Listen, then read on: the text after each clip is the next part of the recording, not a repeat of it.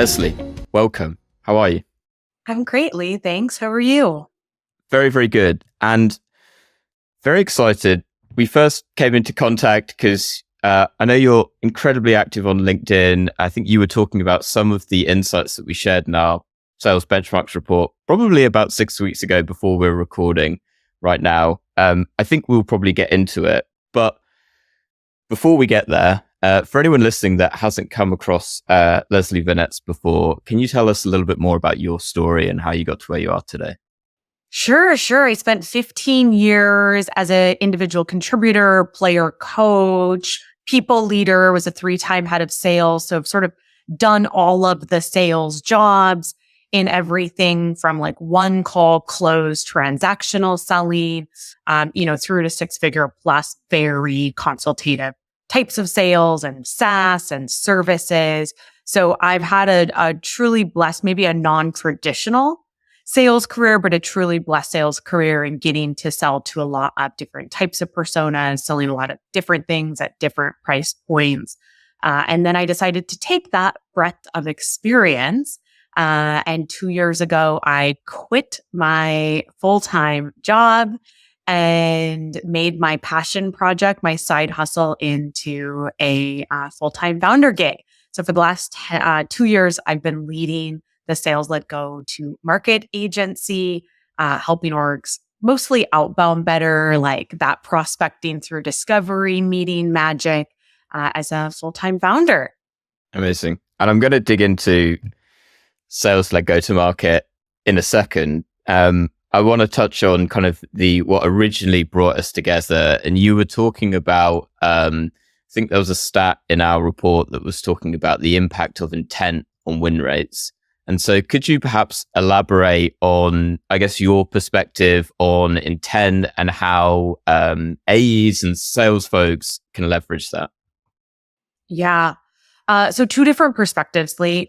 One is like maybe slightly adjacent to intent in that I know because I work with hundreds of reps every year, that very few sales teams honestly are able, in terms of their tech stack, their strategies, their processes, their skill sets, to be able to truly leverage intent right now.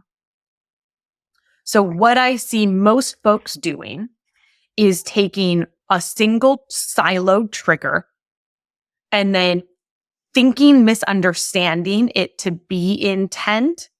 And those are the emails you see that sound like, congrats on your Series A, we sell. Like, I see that you're the VP of sales at XYZ company. I'm your account executive at ABC company, right?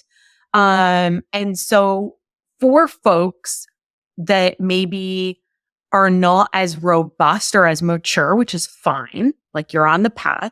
For folks that are not ready to do like full layered intent and signal data, what I teach them is value-based segmentation, meaning get really, really clear on the value for niches of your overall territory. Like the gist of it, to not overcomplicate it, is pluck out smaller, more focused segments of your broader territory so that you can speak to them. So instead of your messaging sounding like, we work with finance executives in the CPG space, which is so generic and so vague and does not resonate with anybody, you can say, we work with Fortune 500 CFOs in the food and beverage space who have been in seat for less than a year, right? Like you can just be more exacting in your language. And then that allows you to speak with more relevance and deliver value more quickly because you know exactly who your audience is. So that's sort of an aside, but I think it's an important one because I know that in talking to folks, when we start digging into signal and intent data, they can get really overwhelmed immediately. Okay. So if you're not quite there, start with value-based segmentation and we can grow into really getting to leverage signal and intent data. I love the direction that you're going with it because this was something that I was planning to and probably digging into a little bit later, but let's absolutely go down that rabbit hole now, which would be, to your point of getting to a level of maturity? Because in an ideal world, we've got all of these different data signals, and in an ideal world, we have that all coming into our CRM. We're able to look at that objectively and go, okay, I know how I want to craft my message and I want to engage this individual. So from your perspective, when you are getting to that stage where you've got a lot of these signals, how are you recommending that teams then take that and start to get teams bought into this idea of leveraging data signals within their sales process? Yeah. So the litmus test for AEs, for anybody that's using this signal, this intent data, is what I'm about to say to them going to matter to them.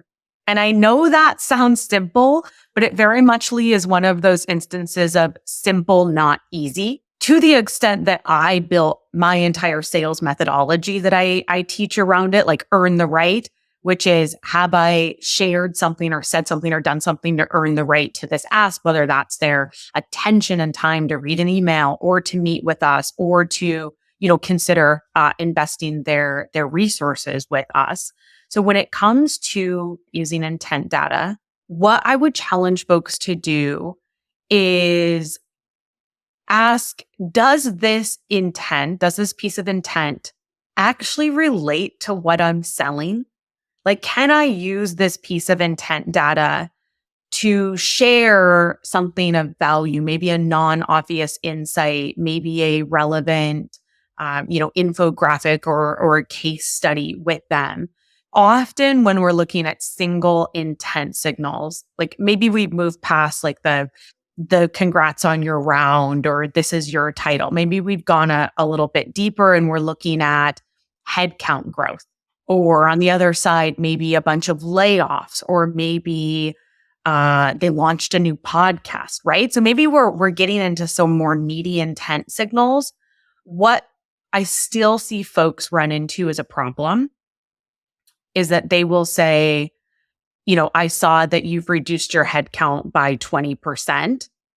Here's the feature that we have that can solve this problem for you. And that still doesn't quite resonate with people. So what you might want to do is create some layers. So they have had let's say a 20% increase in their sales headcount. Would we be able to see that they're doing that would tell me they really are going to get value from having a sales conversation with me? So if it's a 20% increase in headcount, and maybe I sell like a sales enablement platform, maybe I'm also going to see if they've hired new leadership or promoted people. Maybe I'm going to see if they did like close a round, but I'm going to try to pull in multiple signals that tell a broader story. Like I use data from Zoom Info and then from another tool called Common Room. So I'm really lucky because I can pull in first, second, and third party signals to be able to like connect the dots. I guess that's the gist of it, Lee, is like, how can we not just use a single trigger in a silo? How can we look at all of the breadcrumbs that our contact, that our account are leaving across the internet, and connect those dots to make sure that when we are reaching out, we're reaching out with a very clear story of how we can help them versus just like repeating the news back to them and then expecting them to give a heck. I love everything that you're saying. And something, when I was kind of looking through some of the stuff that you talked about on LinkedIn, kind of coming into this conversation, you were talking about building repeatable processes. And that was kind of getting me thinking of, what value can folks listen to this kind of get from Leslie? And on the point that you're kind of getting to, because I agree to the point of, I suppose from a rep's perspective, it's one, being able to funnel all of these signals into a single place. So you've got all of this information, but then ultimately it's down to the rep to be able to absorb that, to be able to interpret it, and to be able to then translate that into, here's now how I'm going to reach out to them.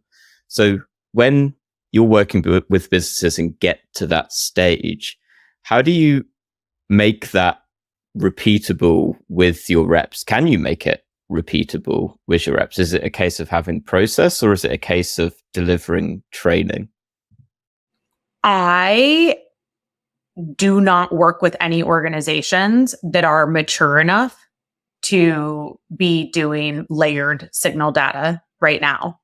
Like, probably an unpopular opinion, but like very few organizations that I know have gotten the foundations down well enough to be ready to do, like, most organizations are outbound, like 101. I'm lucky enough to get to work with and to get to help organizations get to outbound, 201 to outbound 2.0, whatever you want to call it, which is very much that focus on like relevance and value. And if we're using triggers, we're using them not in a silo, but because they matter in the broader context of our outreach. Very, very few organizations are at that like outbound 3.0, where they have the skill sets in their existing organization to support that type of like next level layered usage of signal data and like the broader strategy to support it. So I feel like that's an unpopular opinion. I'm sorry, everybody out there selling intent data. That's where I want us to go. Like that is the future. That is where all organizations should be tracking to. But to be really like just transparent and honest and answering your question, I think very few organizations are doing it and are getting it right. And those that are getting it right are usually smaller orgs. Like, they're not the big behemoths where you really need like set it and forget it strategies. But what could that like if we were creating a repeatable process around using signal data, I would always start with account level signals. And maybe even taking another step back, Lee, I would start with industry signals. Like, I would want to look at what is the broader market that these people play in, tell me, because I don't want to keep my view siloed just to their company, just to that single account. Like, I want to know what broader market forces are affecting their industry. And I also want to know who they sell to, because I want to know how the market forces are affecting their customers. So I would maybe start there, and then I would come in and look at account trends. And so maybe that is layoffs, maybe that is around, maybe they missed their numbers if you're looking at their financial reports. Maybe it's just like pulling up the CEO's statement at the beginning of the year to see what the CEO has publicly told the world that the organization, our goals are. And then once I have those like broader, I would say like industry market trends and then the account trends, then I would be looking at contact specific stuff. And where I see most folks start is with contact specific stuff. And those are going to be like I saw you on a podcast, or I saw you just got promoted. And when we're thinking about repeatability, that's going to be much, much more difficult to create repeatable processes around. So I would save that for last. Love it. And I appreciate your candor as well, and the honesty.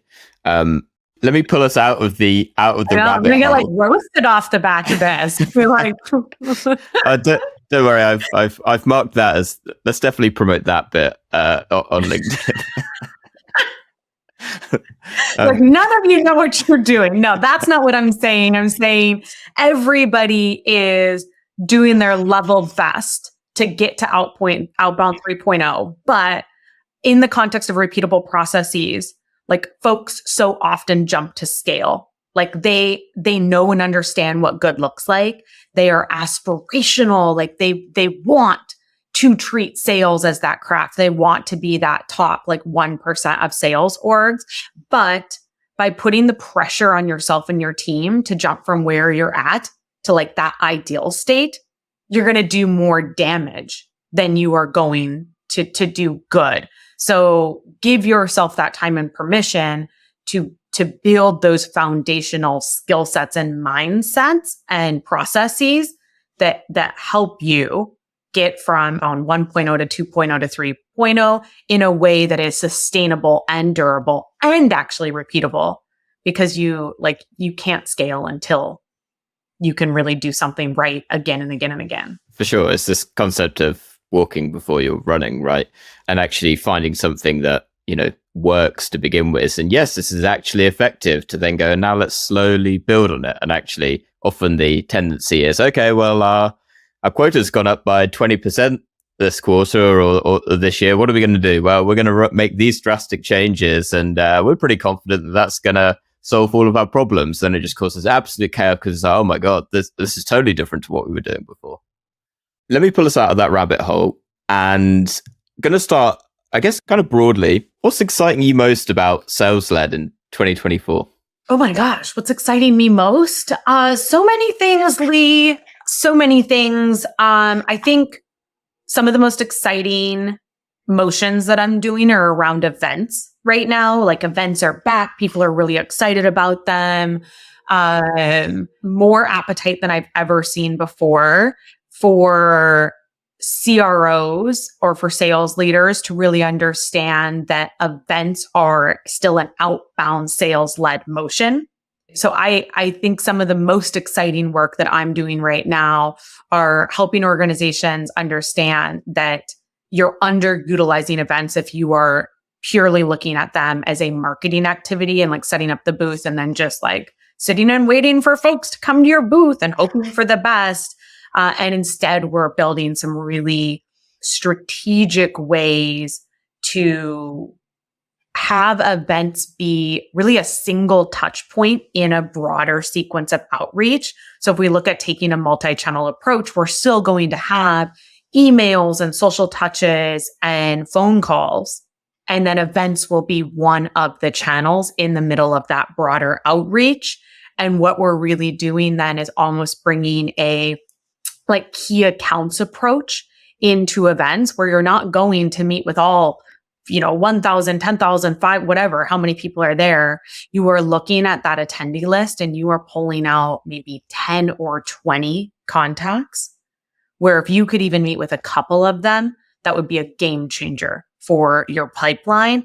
So going in to the event with this really strategic approach to who would be most valuable to meet with, and creating your entire event plan around facilitating those face-to-face interactions, and then making sure that you are creating a plan beforehand to help those interactions occur on site, and then creating a plan afterwards. If you meet with them, how to nurture that. And if you don't meet with them, how to not just give up afterwards because you still have that shared common experience. I think that is, like I was saying before we went on camera, that I love sort of blurring the lines between demand gen and lead gen, or between marketing and sales.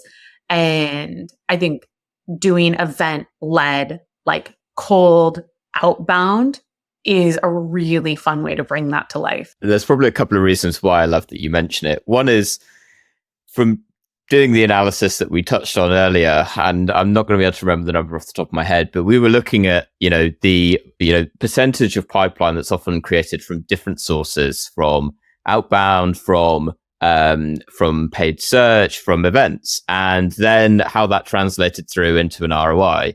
Everyone always picks out on that particular graphic, from a partnerships perspective, how kind of little you're investing, but how much it can eventually lead to in terms of ROI.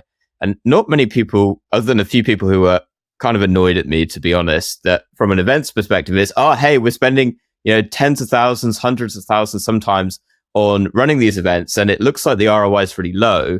And I started to dig into the numbers a little bit more, and to take the words out of your mouth, like the blurred lines of it, it's like, well, it depends how that has been attributed back on in terms of how we see it in the data. And I love hearing your example of how the perspective is changing on events. Because as a marketer, when we've run events before, it's almost like, okay, thanks marketing, we rock up, we're on the stand, and now we just kind of wait for all the leads to come to us. And then almost as if it's some kind of transactional sale, but it doesn't work in that way.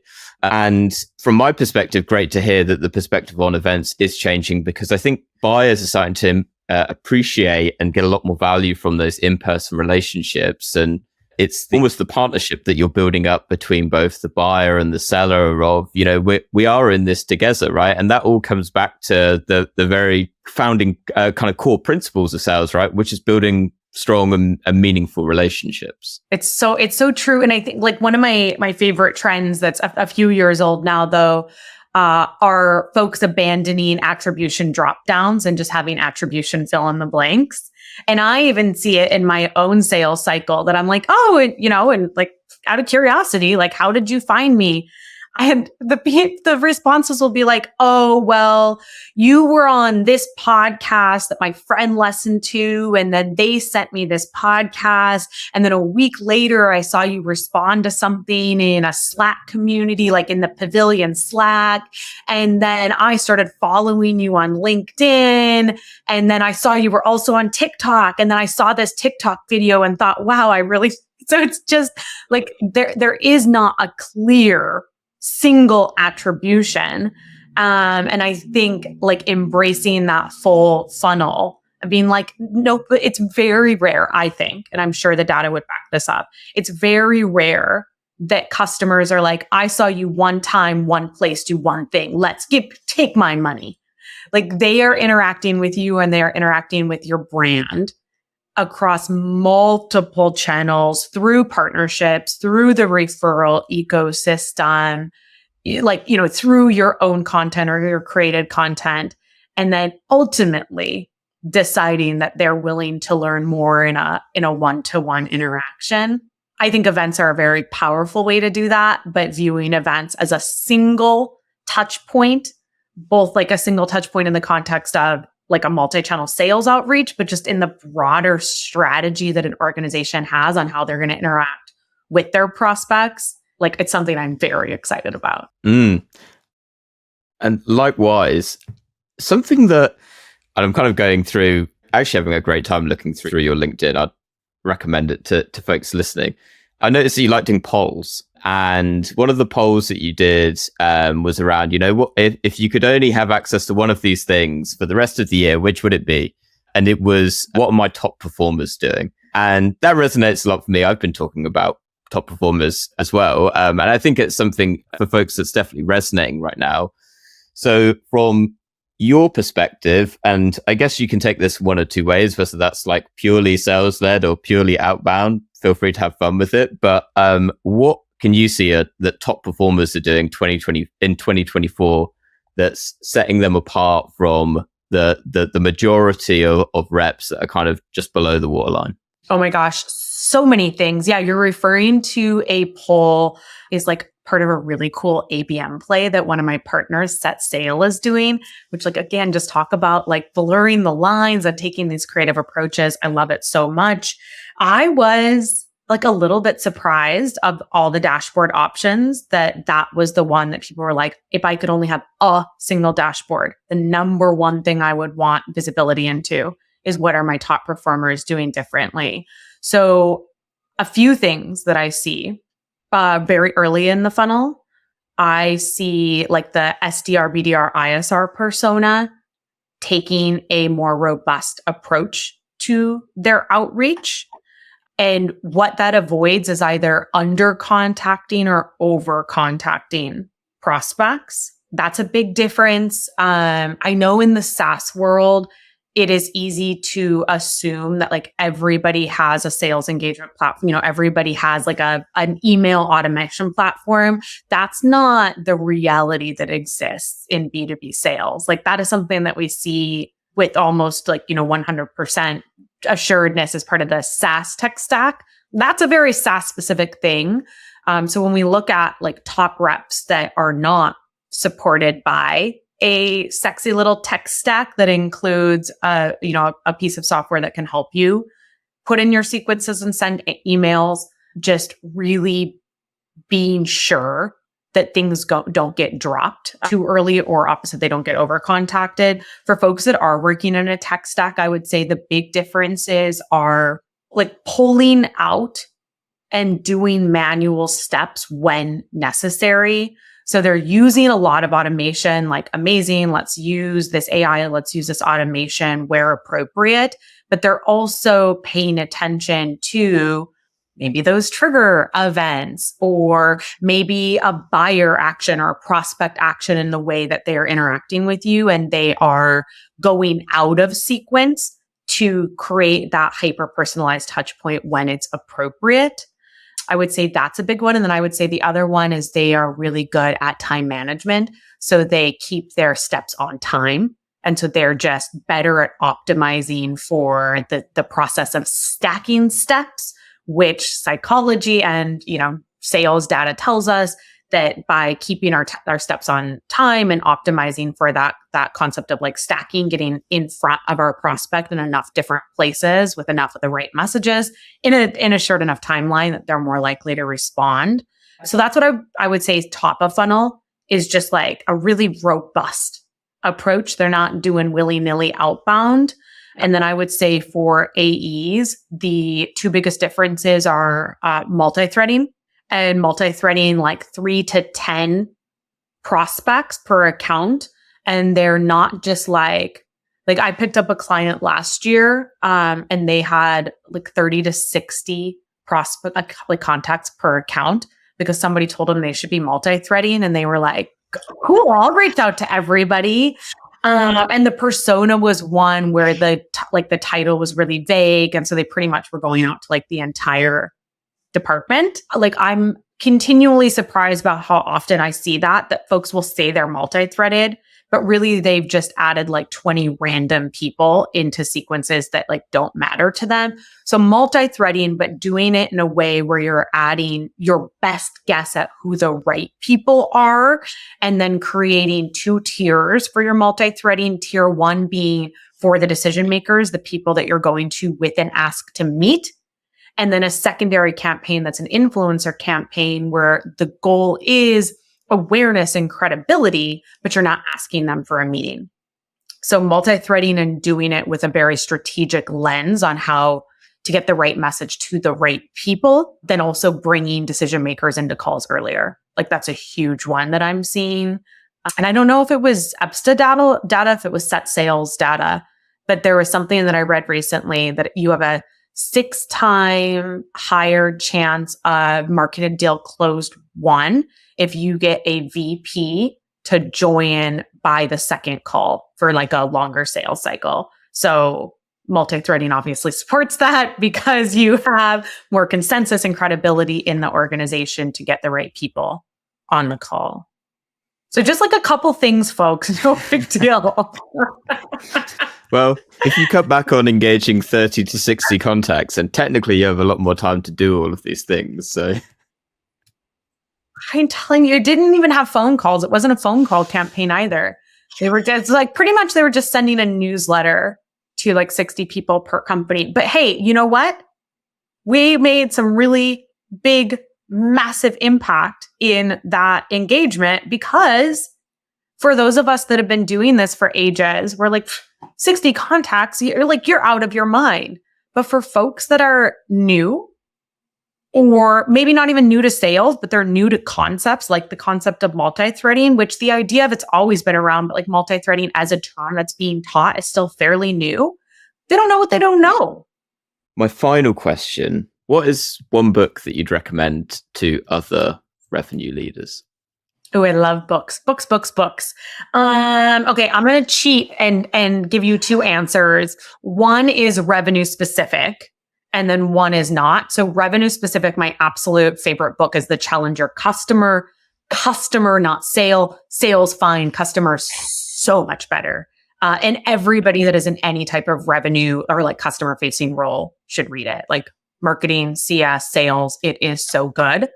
I also would recommend You're Not Listening by Kate Murphy.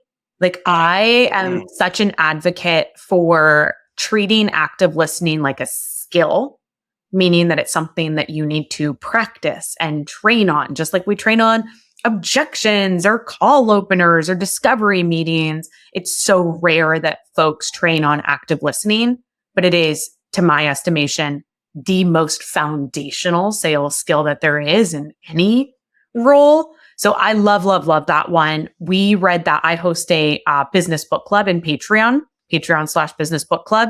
And we read that at the beginning of last year. It's so good. Like I recall it so often in the work I am doing and in my own endeavor to actively practice being a better listener.